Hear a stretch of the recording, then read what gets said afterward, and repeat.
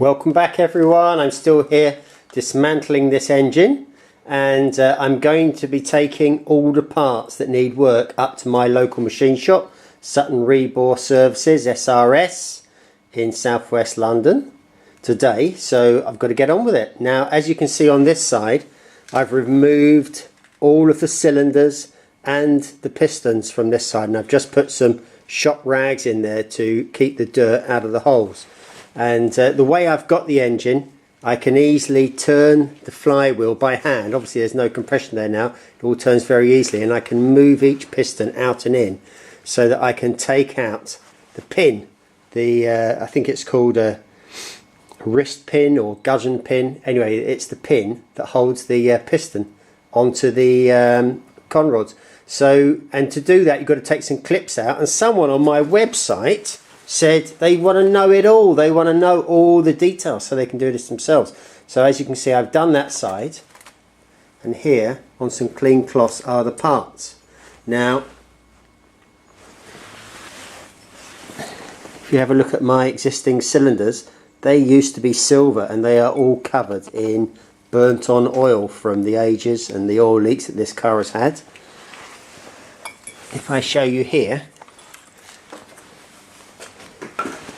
here is one that I've started to clean up on my on my sandblaster. Now I'm using that to support the engine at the moment to keep it steady, because it does rock otherwise. But you can see that's a lot better. So I'm going to be doing that with all six, and you know, I taped up the bottom and the top so no sand would get inside the cylinder. But my machine shop tells me, do not use sandblasting on any part with moving parts. So in other words, like you know, this part here, or this part that the camshaft goes in, because it's almost impossible to get every last trace of grit and sand out of those parts. So on the cylinders I've taken a chance. It's the only way to clean them, and there are no moving parts. I can really wash that. It's just a smooth bore on the inside, so I think I can do that. So anyway, that's one warning there from the machine shop. So there are various little heat shields that go between the cylinders, and they are held on with these little clips that clip between one piece and the next. And those are important, otherwise they're going to fall out, and one of mine has fallen out and is missing. The rest are all there. Not quite sure how important they are, but anyway, I'm going to clean them up, paint them and put them back. And on this side you can see I haven't taken the pistons out yet, and I'm going to clean up those cylinders as well, so that at least when I put back the engine it's going to look a lot better. And if I turn the flywheel a little bit, you'll see already one of the three is moving.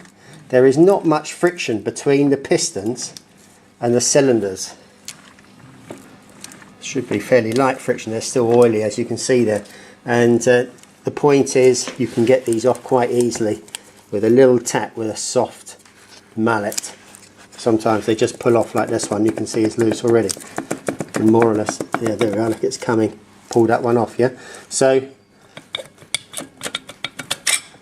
there we go. That gives you an idea of how the cylinders are removed.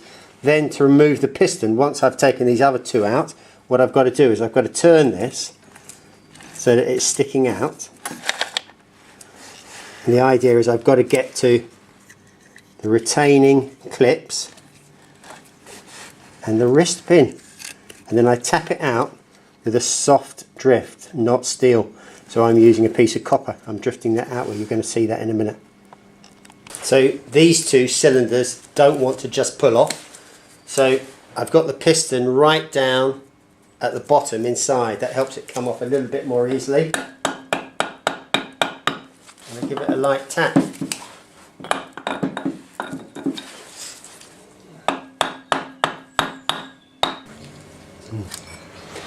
So that's the other three cylinder barrels off, and each one has been labelled up cylinder 4, this one, and it's also got 4 dots in case that number gets lost in the sandblasting, so I can do those.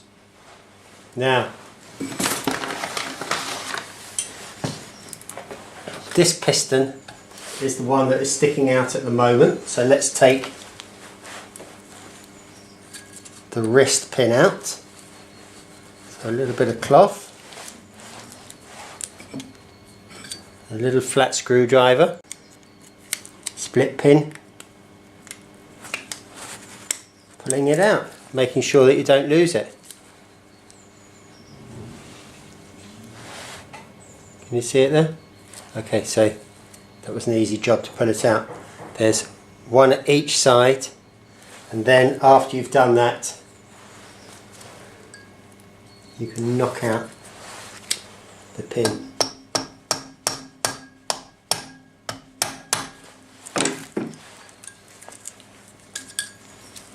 No, it's not gone. Let's have another try.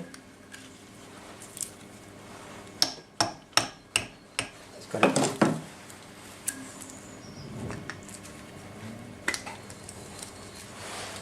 There it is. That's two.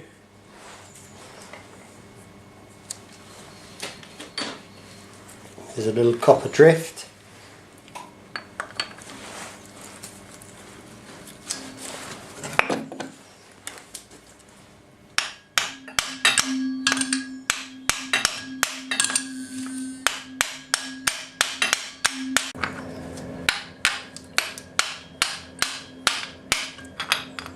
Feels like it. And that's the piston off.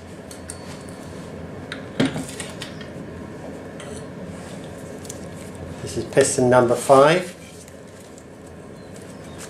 So I'm going to mark it. My knife. So I write a number 5 on there. Okay, 2 more to go.